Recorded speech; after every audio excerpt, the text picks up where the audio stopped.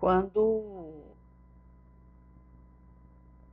de uma análise referente ao espectro de alguém que procura um auxílio para saber do seu passado,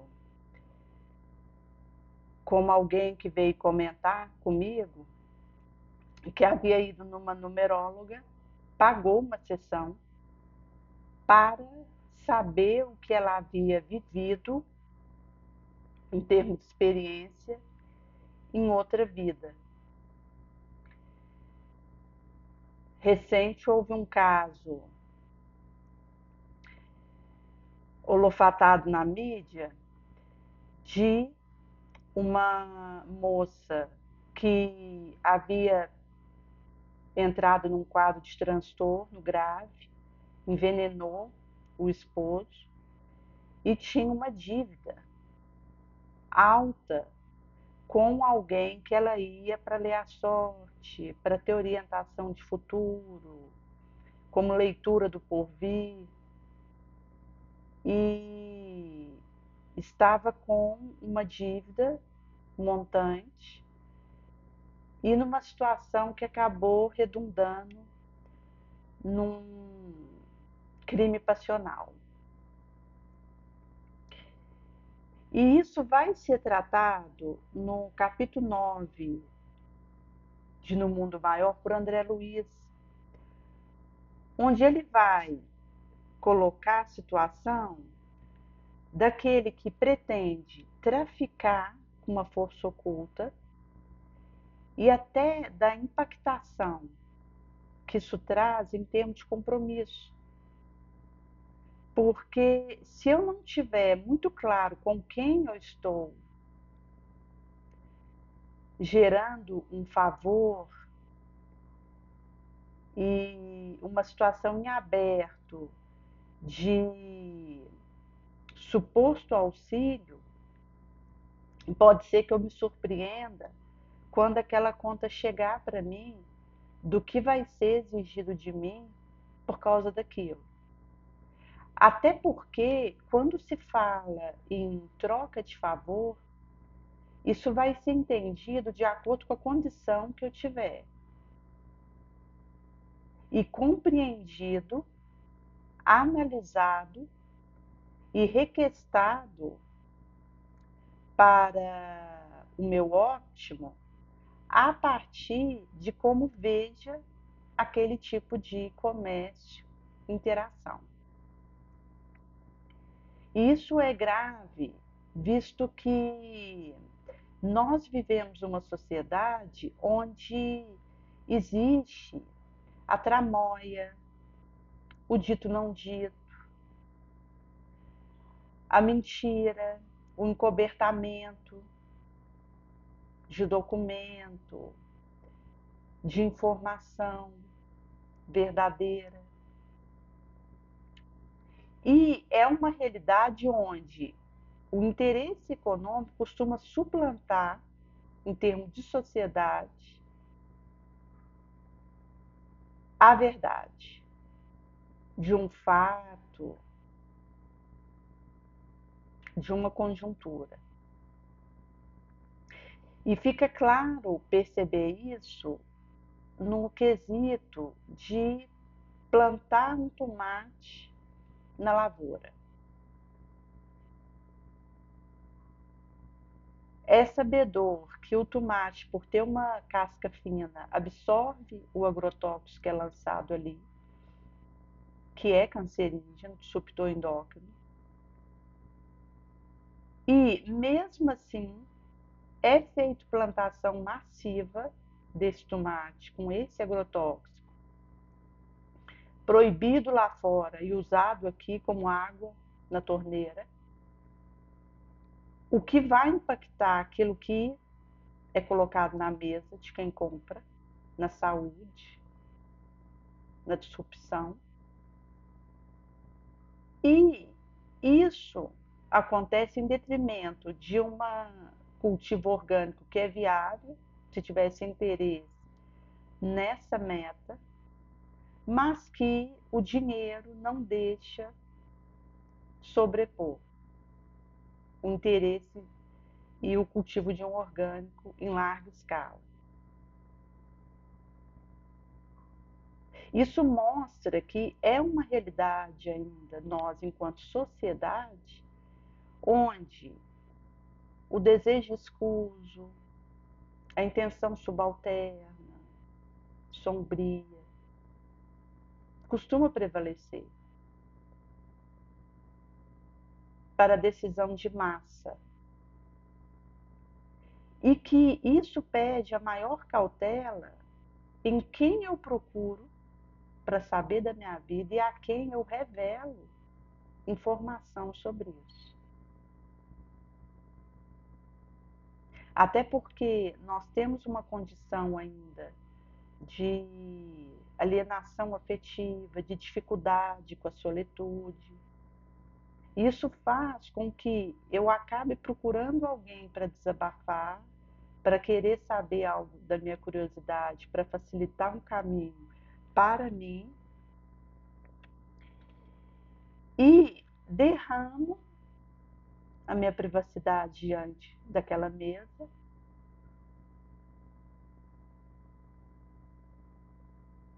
sendo que isso vai voltar em forma de um problema maior que eu crio, um risco desnecessário que inicia.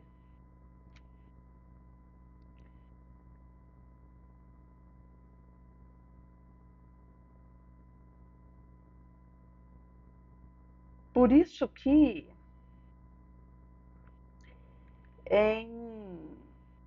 nos domínios da mediunidade, no capítulo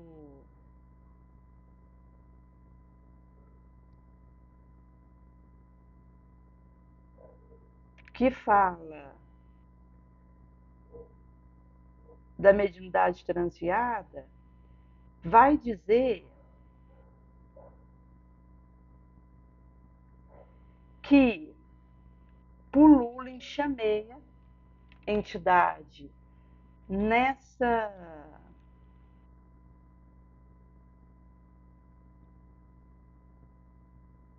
intenção que é ociosa, preguiçosa, incluindo quem está num corpo de carne e quem está fora, que aspira numa realidade, num regime de vampirização recíproca, de um ao outro.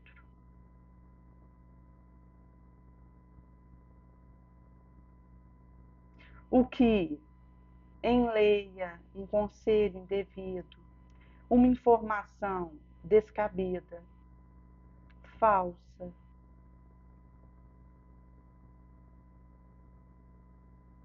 Até porque quando se fala em mediunidade, isso é um cota, quinhão energético que recebo a título precário num empréstimo perigoso que é feito a mim, para que eu reverta no gratuito para o meu entorno.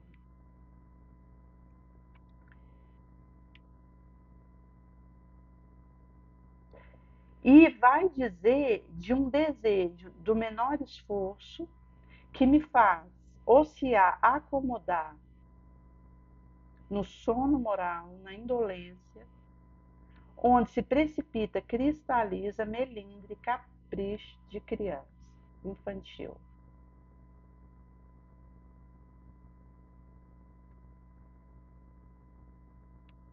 Por isso que a realidade de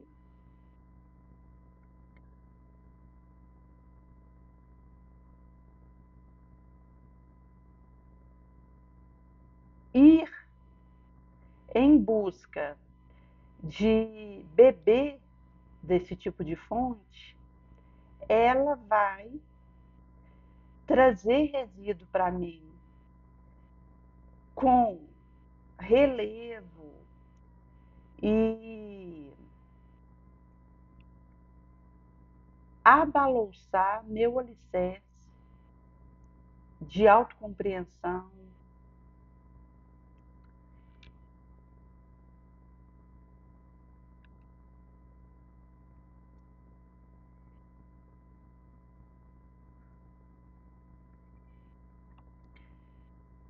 Porque acaba que eu preciso buscar para conseguir me vencer ao golpe da disciplina, da autoeducação, da autodoma, a companhia do Cristo. É imperioso para mim me aproximar e ventilar minha ideia com esse tipo de reverberação e de filtração. Quando eu me aproximo de um espírito que massageia minha paixão, lisonjeia, incita em mim apetite vil,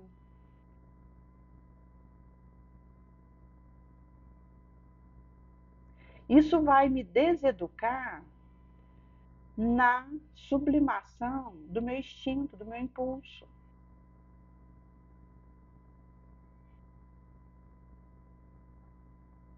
E é um comércio sombrio de uma proporção que acaba, que enfraquece e inviabiliza o esforço que eu tenho que fazer nesse trabalho comigo.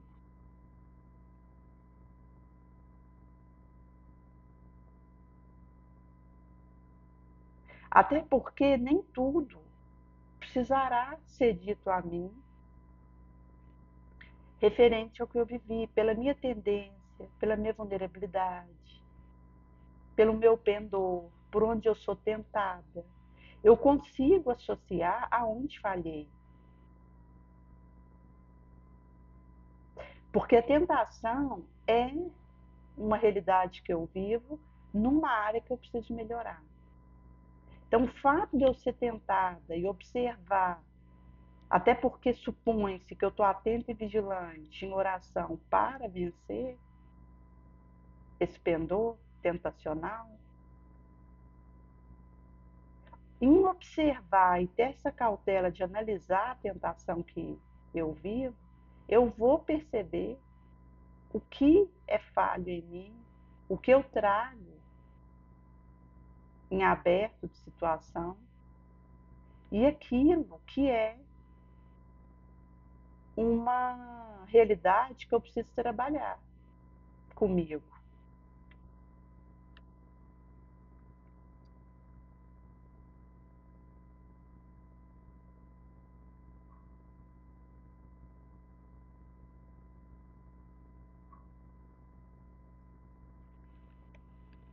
Na Revista Espírita de 1864,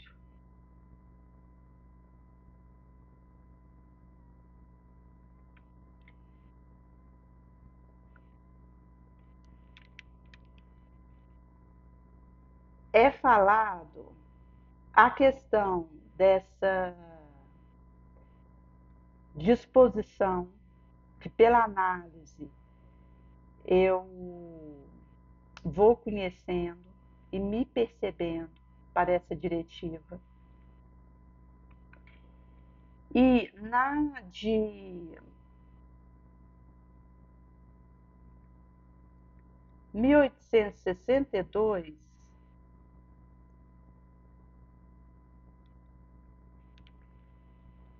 fala um pouquinho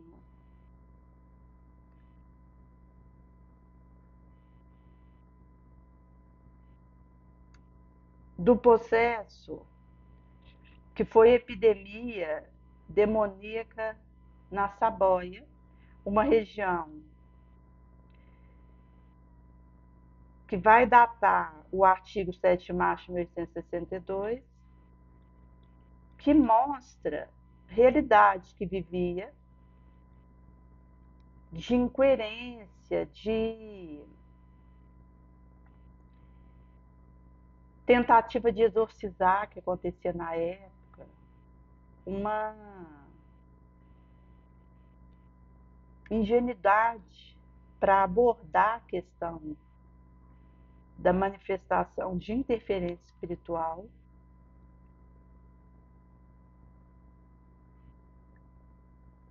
E vai dizer um pouco que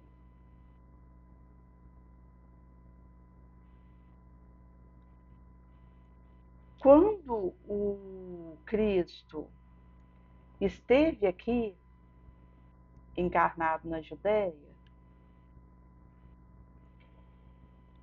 ele tinha uma influência moral tal que, sob um comando, o espírito que estava obsedando alguém se afastava.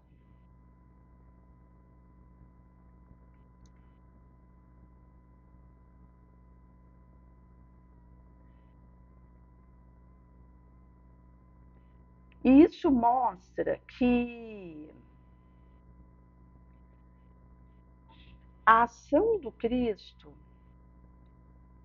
com uma moral que permite identificar o que ocorre, qual espírito age ali, que tipo de mistificação pode estar me rondando, e o risco que isso representa para mim, passa pelo trabalho que eu faço com a minha moral, com o meu acendramento. E isso vai ser tratado no capítulo para o André Luiz, no Mundo Maior, sobre o cão de Pavlov, onde houve um reflexo condicionado, mas que, se isso acontece numa condição de básico, mero reflexo condicionado da tela, daquele cãozinho, o que não pode ocorrer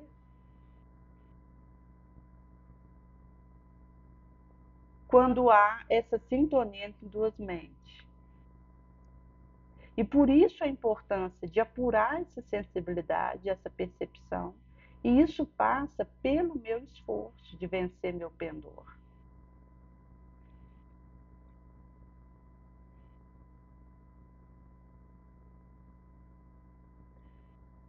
E isso é uma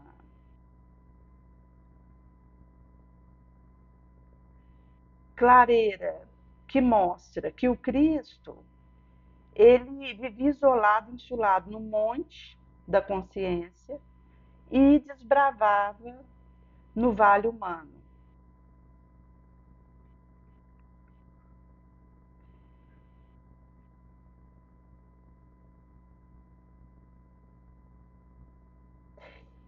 E o Cristo precisa ser o fator do meu rumo.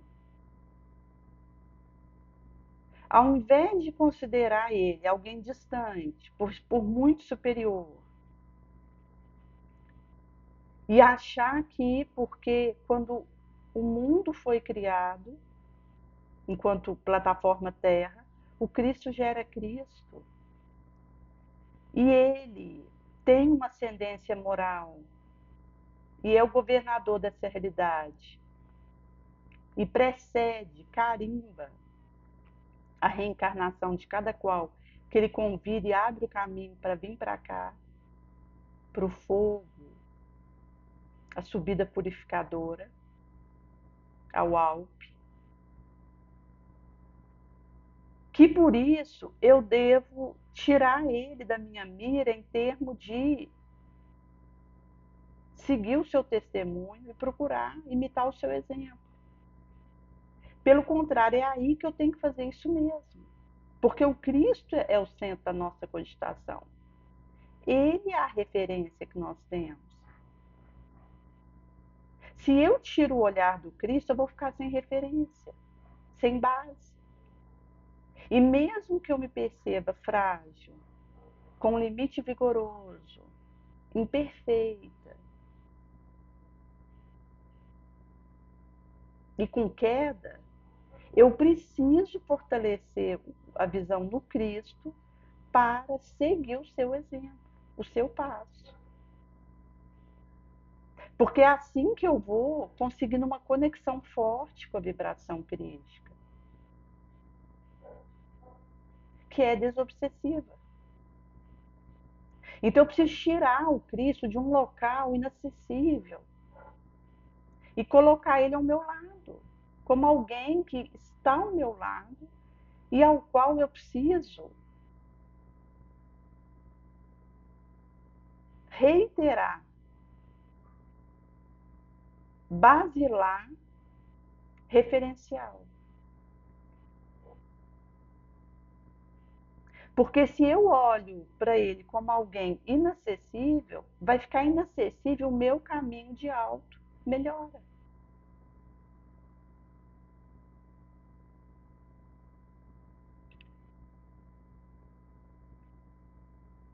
Porque eu preciso tirar minha mente da sombra, do instinto inferior. Eu preciso romper o meu poro de paixão instintiva, que retém, absorve como uma esponja o que é prejudicial para mim. Eu preciso regenerar a fonte do meu pregresso envelhecido. Eu preciso refazer meu reflexo condicionado de emoção, de comoção, turbilhonante, obnubilante, alienadora, perturbadora.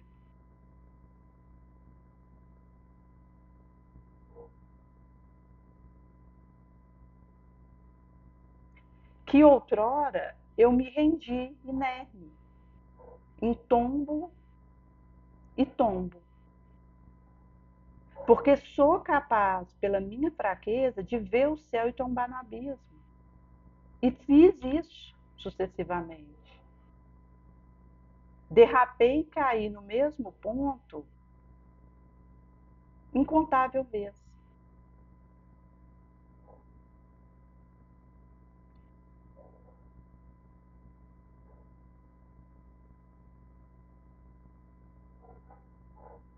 Por isso que, se eu desejo organizar ferramental de receptividade e absorção da vibração de Jesus, eu preciso de fazer uma sintonia com ele, onde eu me esforce por imitá-lo, por seguir após ele.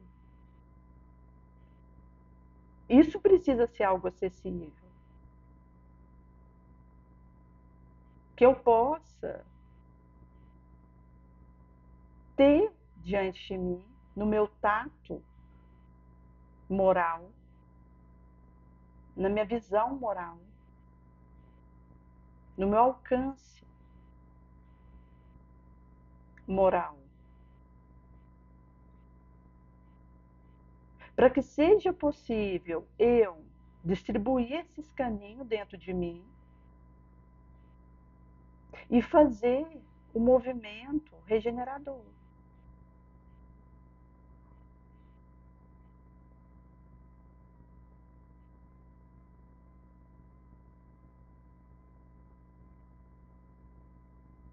E isso é distribuir esse recurso ao enfermo menos aquinhoado, com dificuldade. E isso vai aprimorando a minha corda, a minha tecla.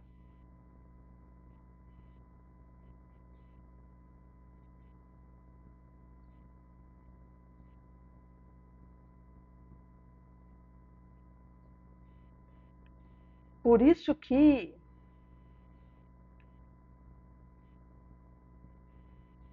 Nesse fragor, nesse fanal, é preciso trazer a balha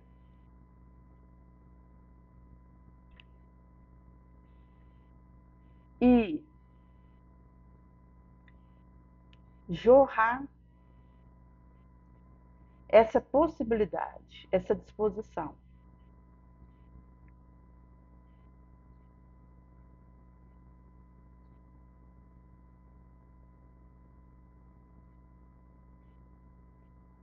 Onde vai sendo aperfeiçoado no esforço, no golpe do autoaperfeiçoamento, numa fé que é visceral e me capacita, me imbui o querer vigoroso, transcendente, que fortalece a minha lucidez e me ajuda nessa possibilidade.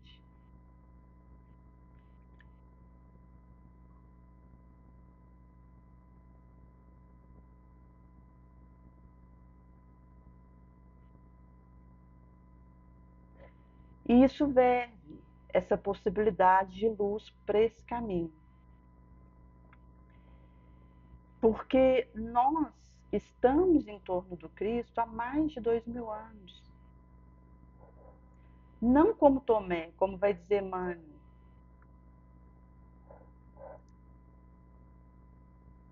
que sonda a chaga e procura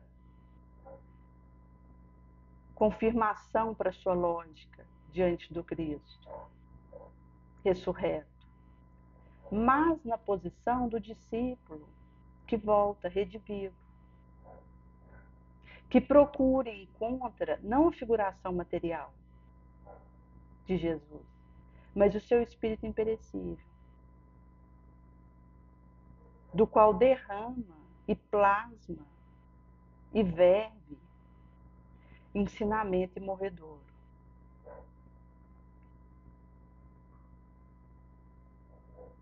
E essa é a cogitação, esse é o rumo.